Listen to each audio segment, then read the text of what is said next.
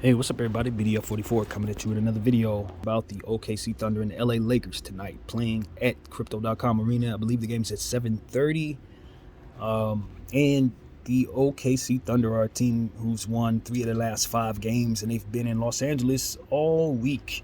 They had a back-to-back against the Clippers and then proceed to have another game against us. I don't know what the schedule makers are doing to OKC, but they have been here all week.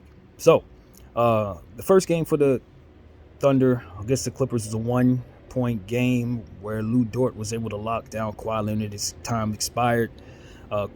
Paul George went down with the leg injury there. That's kind of how that game went. And then the very next night, the Clippers went into Crypto and got blown out. Lou Dort went 1 for 11. Issues trying to get some efficiency off the bench from guys. Isaiah Joe was also scoreless. It wasn't close. They got picked apart. Westbrook ended up with over 20 points, and it was just an easy win for the Clippers. Obviously, Paul George was the problem, clearly. But yeah, and this is one of those situations where I was able to watch some more highlights as well. They had played against the Phoenix Suns. Before that, I had already seen highlights from that since we had seen the Phoenix Suns, and they were able to win that game in a close one. Which was kind of shocking to see them actually beat the Suns, but the Suns were undermanned, so that was during a flurry where the Suns were losing a lot of games. We talked a lot about that, but the Thunders were able to get them. One thing that's been consistent about the Thunder is Lou Dort is going to attempt 11 shots. Now, whether any of them fall or not, but he's definitely going to attempt about 11 shots. So that's one thing to know. 1 for 11, 2 for 11, 3 for 11, 7 for 11. That's pretty much what I've been seeing in the box score. So his inefficiency issues really do hurt that team. He's sort of like the Dylan Brooks factor. He could D you up like crazy, but then on the other end, he's either really, really hot or really, really cold. And a lot of times when I see him, he's really, really cold. So hopefully that continues, and we could just kind of ride his cold hand to a victory tonight. Hopefully it goes that way. Jalen Williams, there's 2 of them. J-Dub and J-Will. J-Will is the power forward. J-Dub is the guy called Baby Magic Johnson. J-Dub is coming off an uncharacteristically bad game where he was a minus 24. Even though the stats in other areas told you he played well, things were going wrong while he was down there. That's not like him. So he's definitely going to want to bounce back tonight. He's one of the best young gifted players of this draft class. And this Thunder team, as I've mentioned many times over the last several days, they have like multi-facilitators all up and down their starting lineup. Giddey's one of the best passers out there. Shea can get a bunch of passes off easy. And then you got to deal with J-Dub, who's also a natural passer.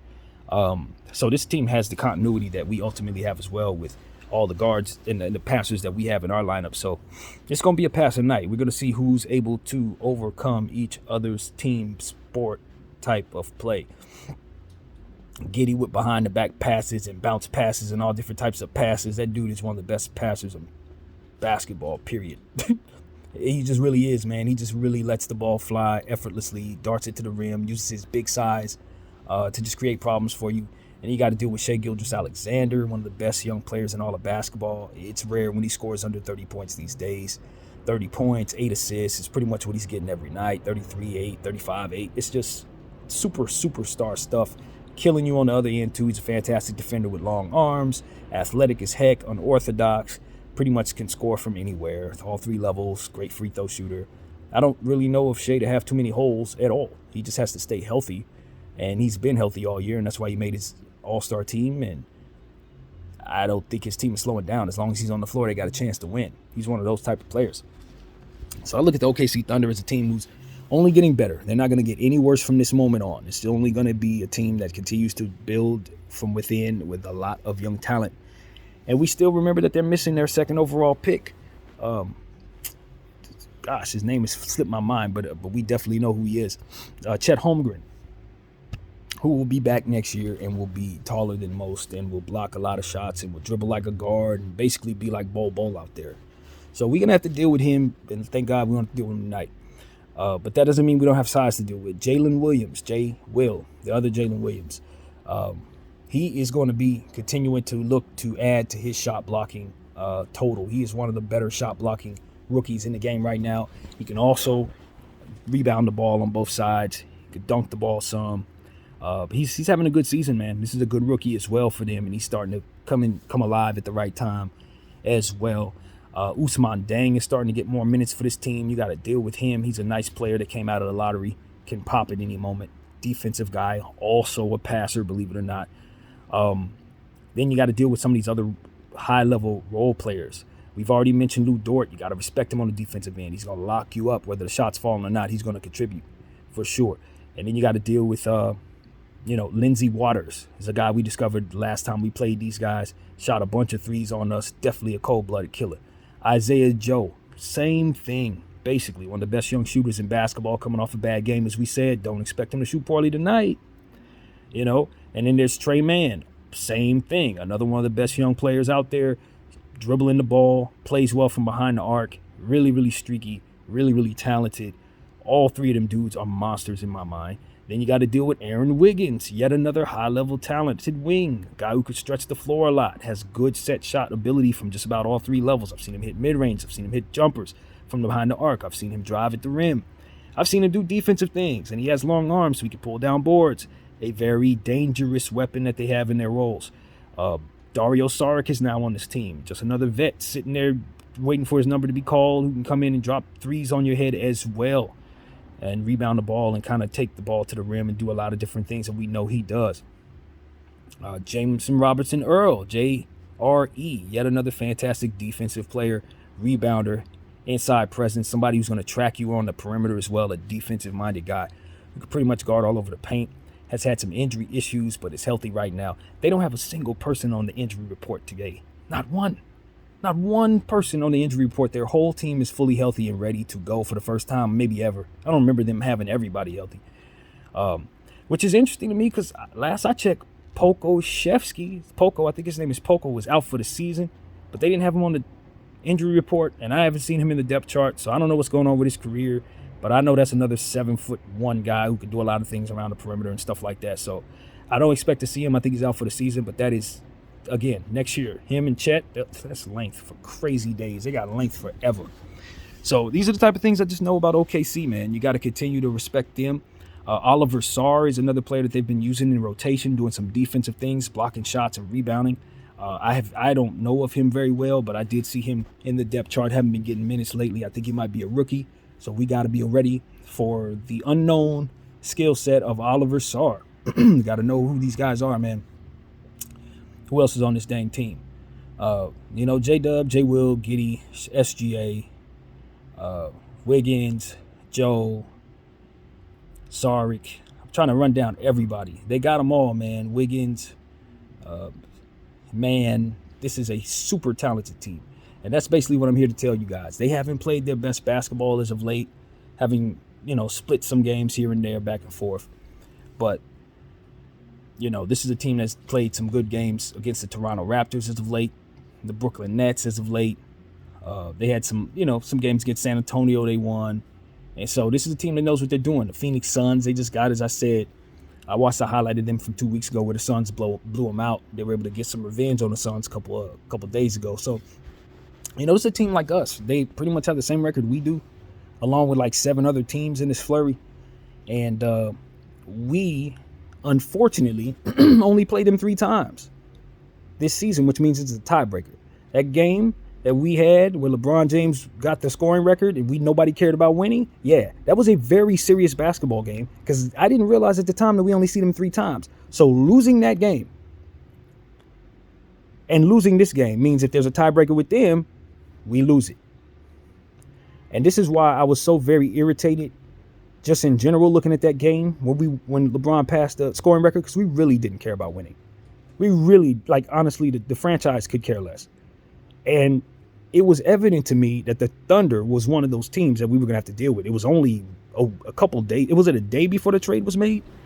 I think a day before the trade was made. So the team was still in a lull, believing itself to be terrible. Not really sure if something was going to get done, and didn't have this type of fight in mind, assuming that the trade would be done and then they would be fighting. I think it was people in the organization who probably didn't think Rob was going to pull nothing off, or probably didn't think they would get this good, or probably thought the season was over at that point and treated it as such. A week later, all of a sudden, we're fighting for our playoff lives against the same damn teams, talking about, we must win, we can't afford to lose nothing. I'm like, you just saw them. And you didn't care at all. And when I say I didn't care, that was one of the least competitive basketball games I've ever witnessed in Laker history, bro. We did not care. All we were waiting for was for the ceremony at halftime. And after the ceremony ended, everybody was happy. It was a basketball game somewhere in there. I know Russell Westbrook was trying to get some free throws out of stretch of the game. But at the end of the day, we gave OKC the season series that day if we come in here and lay an egg tonight. Simple as that. And with us giving them the season series, it could have very well been us throwing away the season. Literally, if we have a tiebreaker and don't get it. So if anybody wants to know how important this game is, there are no more games more important than this one. For a plethora of reasons. But this might be the very most important one. Because this team is right there with us. See them only 3 times. So this is the tiebreaker.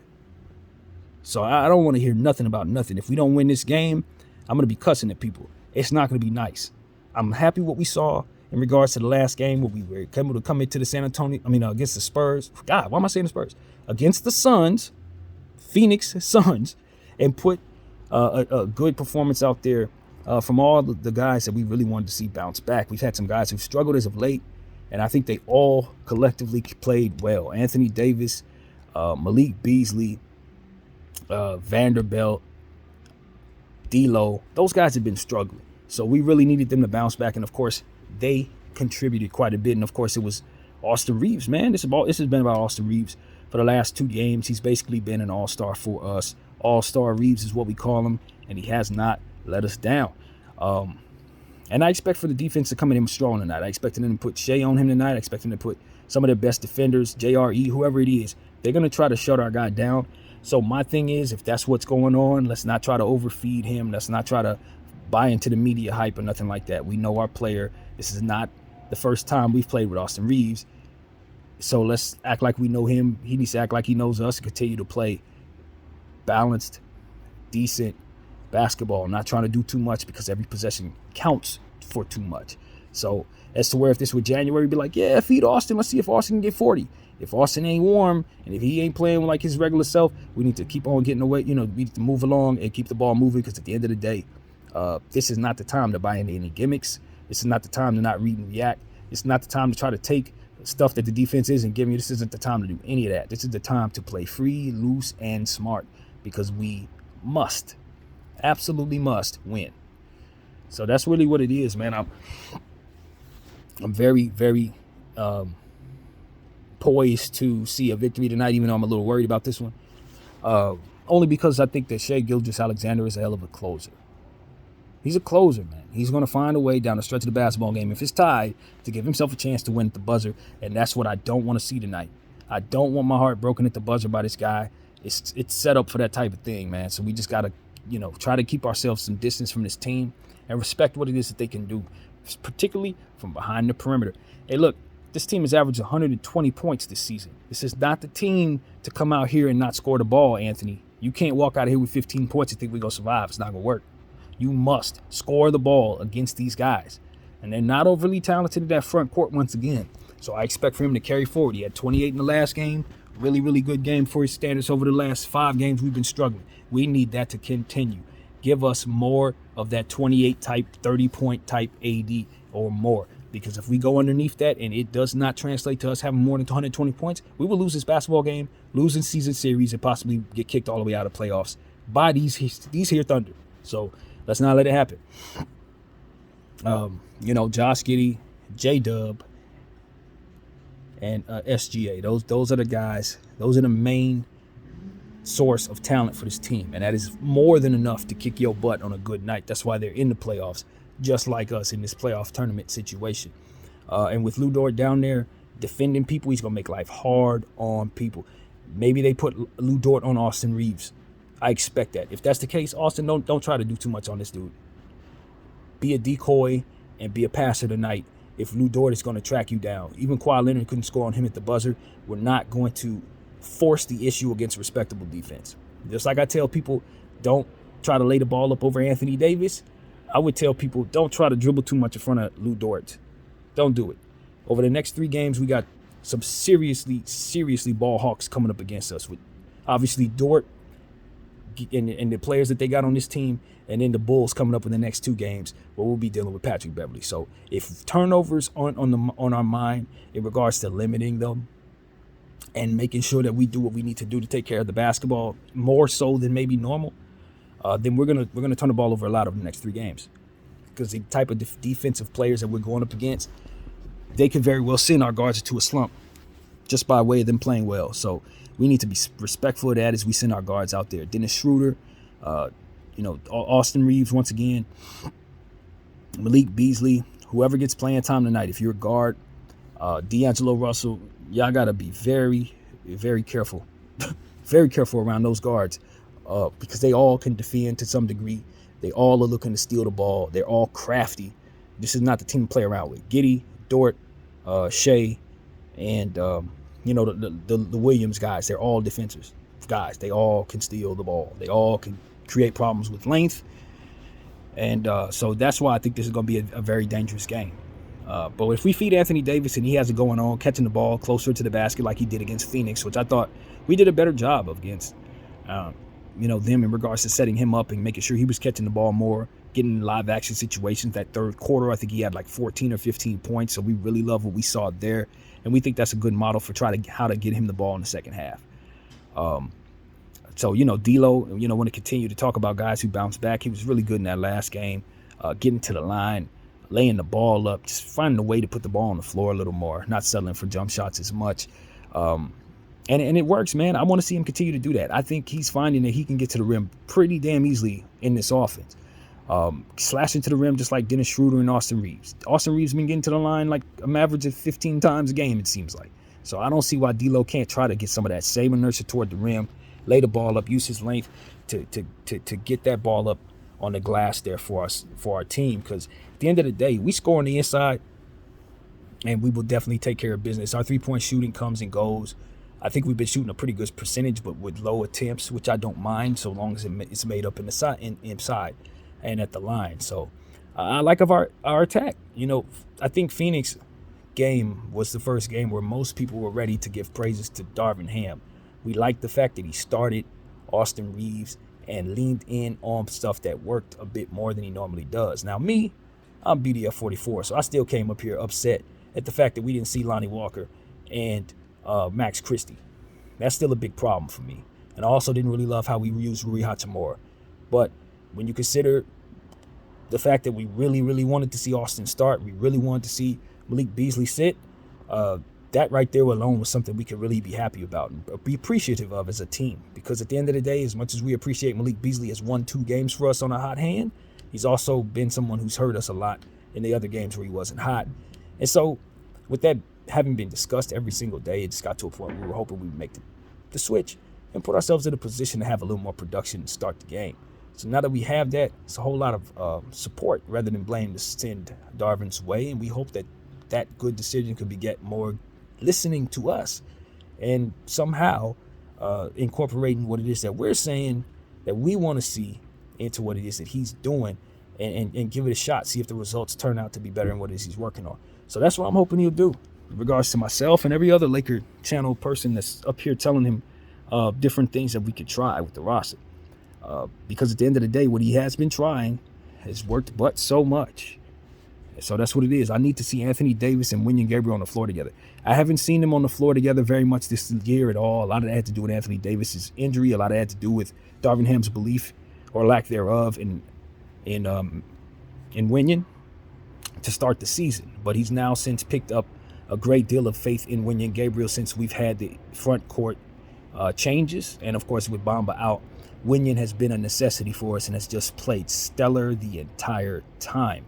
Win or lose, he's not having bad games. Now, I will say he did have the roll inbound faux pas nonsensical inbound play that turned into like a 6-point or 7-point play for the Phoenix Suns in the last game, and we would definitely hold him to task for not using his brain there. But at the same time, I look at the coach and I say, you do have the philosophy of rolling the ball a good 3 or 4 times a game. And it finally caught us up to us as a team. Too bad Wenyen was the one that made the mistake. But ultimately, that mistake is being made all the time when we, as a team, collectively decide to do that so damn much. So that's where I took it. But Wenyen still got to use his brain, man. Don't inbound a ball like that when you know damn well the defenders are right there, bro. Come on. So these are the type of things, like, even if the coach is telling you to do certain things, common sense needs to take over, because at the end of the day, the coach ain't on the floor. You are. So if he ain't going to tell you to do something that's going to turn the ball over, you got to be able to audible out of what doesn't make any damn sense. And that's going to help us win if we can just do that. So that's what I wanted to say, man. But other than that, Winyon's been fantastic in the front court. I'm glad he's getting more playing time, and I absolutely need to see him on the floor with Anthony Davis, friends. That is something that must happen. Why? Because those are our two best defensive front court players in the paint. Period. And I am ashamed that I never suggested that they play together before. I probably did at some point, but not nearly as much as I needed to based on what it is I think they could do for us. But when I saw it against Dallas, it was clear to me that should be our starting front court right now. While we're waiting on Bamba to get back, while we're waiting on Anthony to get back, Bron to get back. Yeah, Winyon and AD should be starting. AD at the 4, Winyon at the 5. And that should be our front court. And then from there, we just stagger out of that. Let Winyon continue to play the 5 in the second unit as well. Move AD to the 5 if that's what you want to do. And kind of stagger it that way and put Vando in as a specialty player at any position from 4, 3, and 2 to guards. Because I kind of want to remove Vando from the paint, man. I don't like him defending in the paint. It's not his game. It's not it's not translating to us getting rim protection at all. It's almost like the same thing as putting Rui at the 4. You just don't, you know what I mean? You're going to get certain plays, but it's still not going to give you the dynamic that you're hoping to receive. But if you put him on a guy like Devin Booker or SGA or Josh Giddey or one of these type of guys, you put him on whoever it is, Levine is who I'm coming to. If you're going to put him on those guys, he's going to lock them up and send them home inefficient. And so for me, that's where I want to use Vando. Put him at the 3, put him at the 4 in specialty situation. You can start him if you want. I mean, I'm not against it. But just make sure that I see a lot of Anthony Davis and Wenyen Gabriel in the front court for that shot blocking, rim protection that we can actually provide ourselves with those two. They play so well defensively. They score the ball very well. They offensive rebound very well. So you're going to get a lot of easy buckets between the two of them rebounding over others and getting putbacks. That's another thing. Anthony Davis, Austin Reeves, Max Christie, Wenyen Gabriel, and maybe like D'Angelo Russell. You put that lineup on the floor, you're going to have a lot of production. They're going to get a lot of they're going to have a lot of rebounds. They're going to get a lot of deflections. They're going to be highly efficient in the paint scoring the ball. I think they'll be highly efficient from behind the arc shooting the ball because of D'Lo and Austin. And possibly Troy, depending on how well he's shooting. Of course, Anthony Davis could do a lot for you always. I just really like how that looks in my mind. That really looks good to me. So I just want to see us kind of experiment with that. A lineup like that looks good. Dennis Schroeder, you could swap out Vando for AD. These type of things could be done with ease. Maybe swap out Rui with Troy or something like that. But those are the type of rotations I feel very comfortable with. And Malik Beasley kind of gets sent a little further back. I mentioned Max Christie, and I want to double back to Max Christie because his athleticism, his shooting, his ability to rebound the ball, which I won't let any of us forget, his ability to do a lot with a little, which speaks to his high IQ. I just think that he's another Austin Reeves. I think Max Christie is another Austin Reeves. Not as pertains to his skill set, because we know Max is not a passer like that. But what I'm saying to you is another guy that's going to do a lot if we give him a lot. If you give him a lot of minutes and you let him play every night for the next 9 games, you give him a good 25 minutes, by that 9th game, he's going to be one of your best players on that floor. I know it. He's already shown me how confident he is. Salute the Kobe minute. But the young fellow who looks just like Kobe has already shown me how confident he is. In dribble pull-up situations from the mid-range, driving at the rim, he's getting stronger. His three-point shot is far better, just like Austin, than we were told it was. It's just simply better than we were told it was. He plays excellent perimeter side-to-side defense. His length, he uses his length and his arms about as well as Troy Brown does. You know what I mean? He's got that length. And so I love the idea that this young fella rebounds the ball, man. It's the same thing I said about Darius Bazley several years back for the Thunder, who now plays with the Suns. If he couldn't do nothing else, the boy could pull down a bunch of boards as a forward. You know what I mean? And that is valuable when you have some of the issues we have going up against athletes. And then you consider what your double team looks like. Your double team's going to be fantastic if you have him and Austin Reeves down there. Your double team's going to be fantastic if you have him and Vanderbilt on the floor together. And these are the type of things I know we're leaving on the table because I don't think we understand exactly how much Max Christie can potentially help us on the defensive end. He is going to get stops. Guys are not going to score on him like that.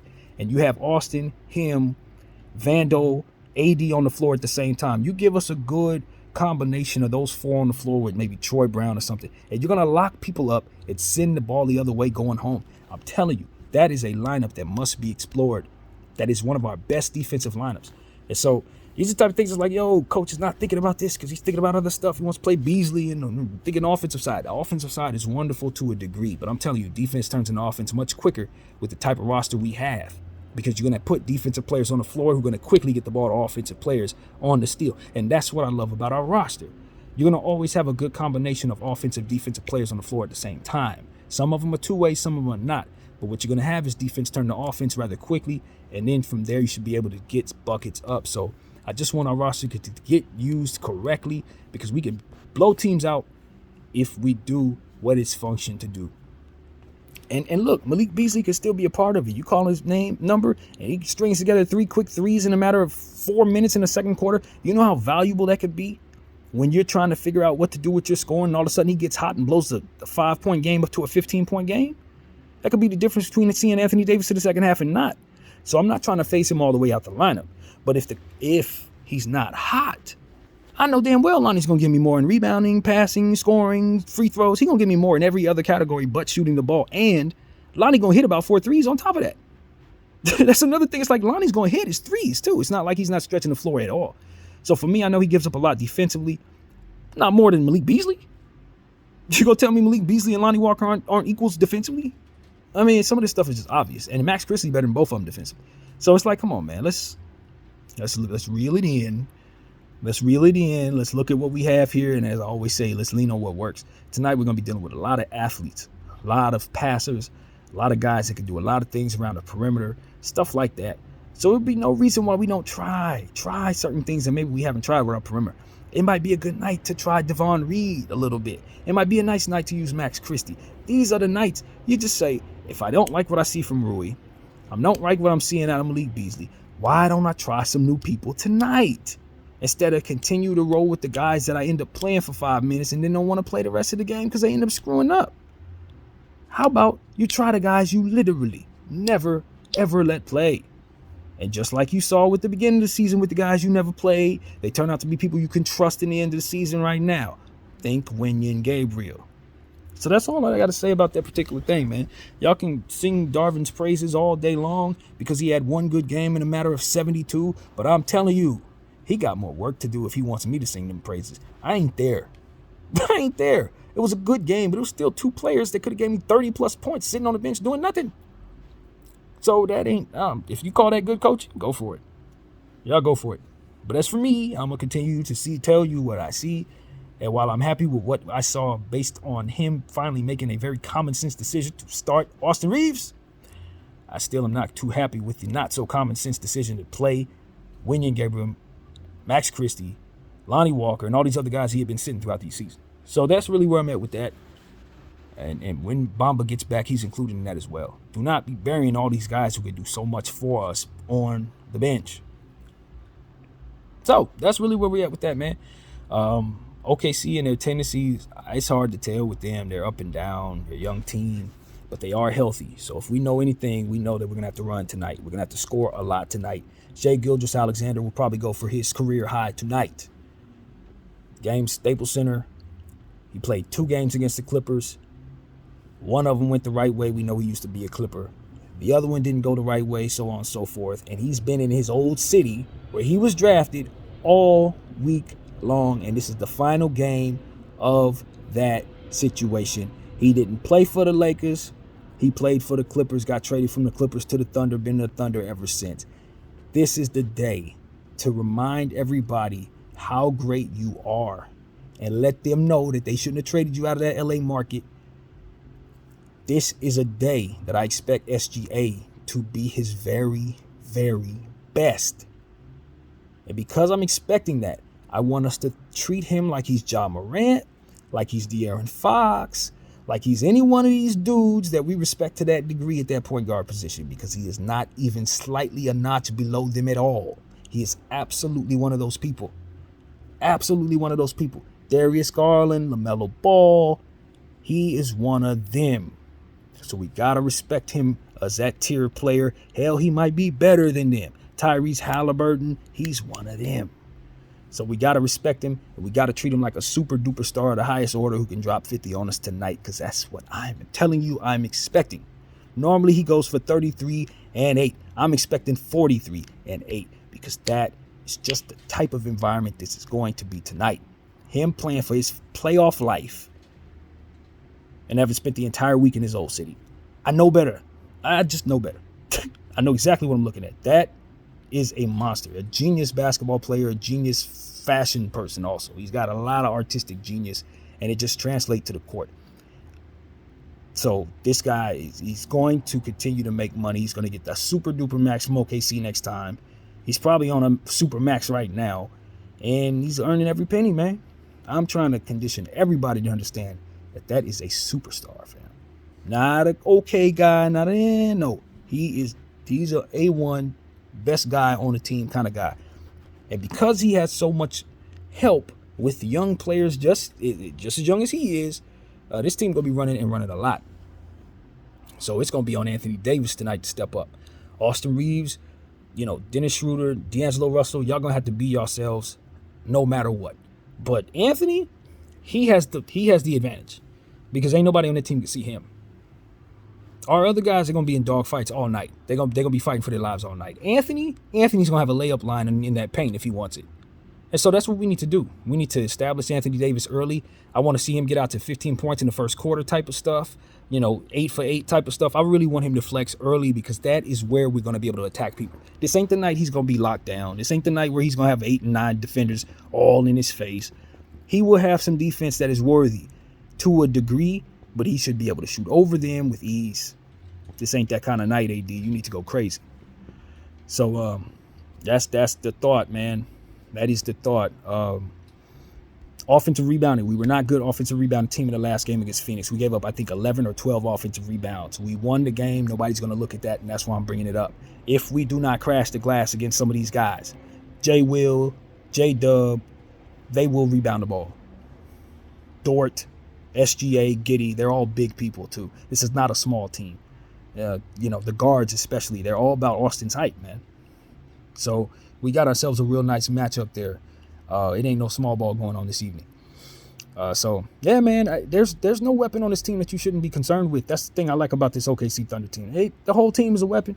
The whole team, 1 through 12, all of them are weapons. All of them are basically good, either high level lottery talent, or guys who were found in the back of the draft who are excellent.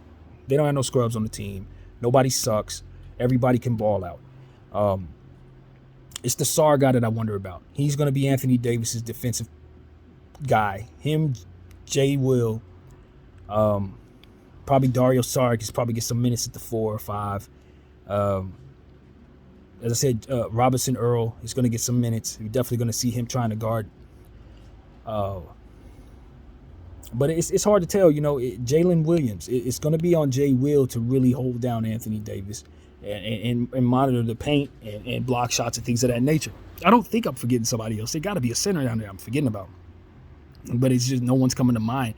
They're just really thin on the inside outside of J-Will. But J-Will is really good.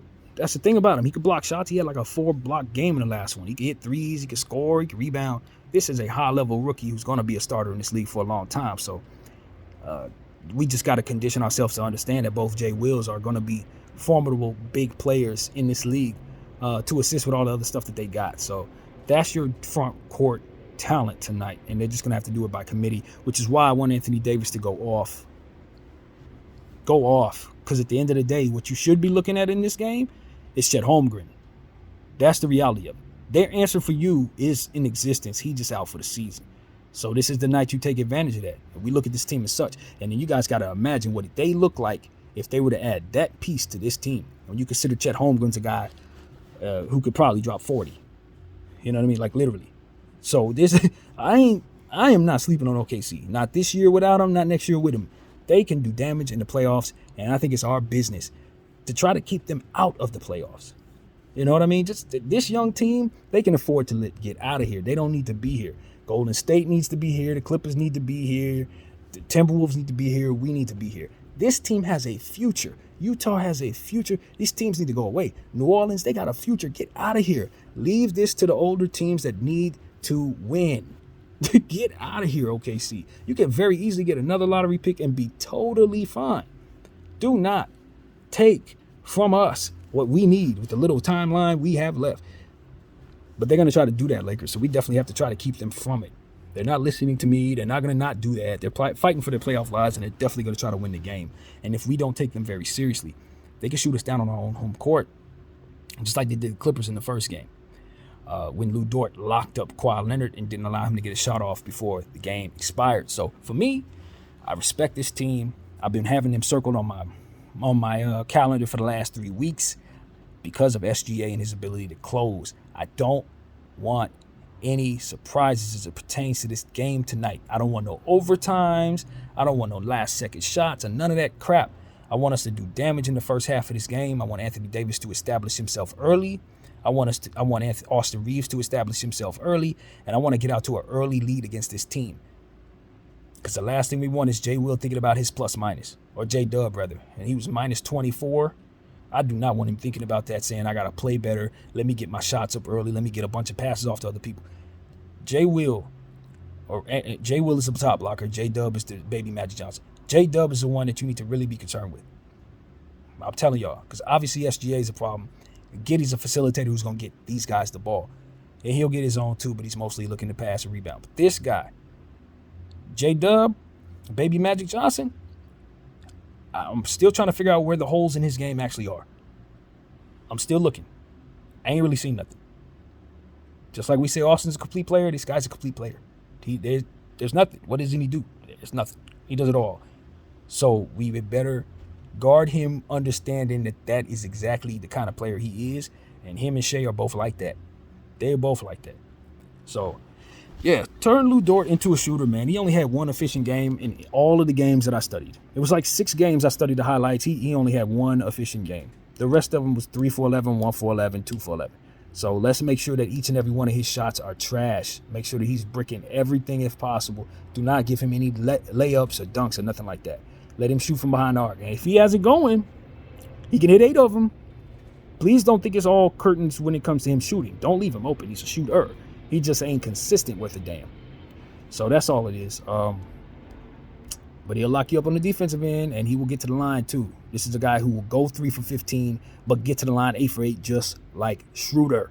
It's another reason why I don't like going up against Lou Dort, because I know that he, like, as I said, Dylan Brooks, pretty much played just like him in a lot of ways.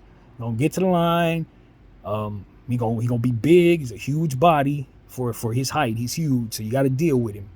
I just understand that Lou Dort is going to give us a lot of trouble. Most of the time, we've seen OKC for the last 2 years. He ain't been out there. He's been hurt a lot. But he's healthy, and he's fighting for his playoff life.